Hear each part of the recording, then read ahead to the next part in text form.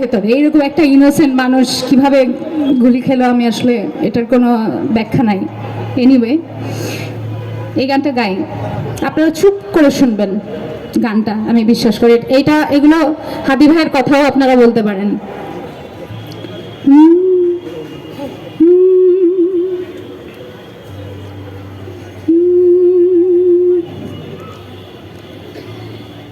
এখানে মানুষ নাকি কোনো সংখ্যা, শুধু বেওয়ারিশ লাশ হওয়ার আশঙ্কা, আচমকা কোনো শব্দে হঠাৎ হয়ে যাবে নিঃশ্বাস বন্ধ, মুহূর্তে ছড়িয়ে পড়বে আমার পোড়া লাশের গন্ধ, আমার পোড়া লাশের গন্ধ। এখানে নেই জীবনের কোনো মূল্য, সস্তা পানির দামে তুল্য।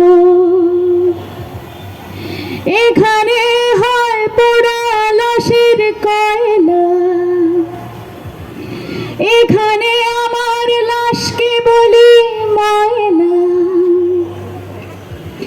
এখানে হয় লাশের উপর নাচ, লাশ পড়ে থাকে আনাজ কানাজ, লাশ হলেই লেগে যায় কোনো ট্যাগ, লাশ নিয়ে হয় আন্দোলন আবেগ, তারপর যায় লাশটাই হারিয়ে। আর রাজনীতি চলে লাশের উপর দাঁড়িয়ে, নোংরা রাজনীতি চলে লাশের উপর দাঁড়িয়ে। এখানে লাশ নিয়ে রমরমা ব্যবসা, তাই এখানে শুধু লাশ ফালানোর লিপ্সা। এখানে কোনো লাশের হয় না দাফন, লাশ হয়ে যায় ঘুম মেলে না কাফন। এখানে কোনো লাশের হয় না জানাজা, এখানে কোনো লাশের হয় না শ্রাদ্ধ। এখানে একটা লাশেরও ক্ষমা নেই, এখানে লাশের উপর মমতা নেই। এখানে লাশকেও মারা হয় পাথর, এখানে জীবিতরাও লাশের মতোই নিথর। এখানে লাশের উপর পড়ে থাকে শুধু লাশ, আর এখানে আমাদের বসবাস। এখানে দেয়া হয় না লাশে ফুল, এখানে লাশ হলেই লাশেরই ভুল। এখানে কোনো লাশ যায় না চেনা, এখানে লাশের সাথেও হয় চেনা।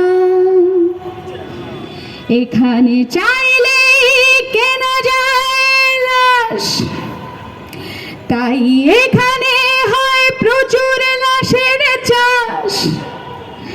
এখানে হয় না কোনো লাশের গল্প ফাঁস, এখানে হয় লাশের সর্বনাশ।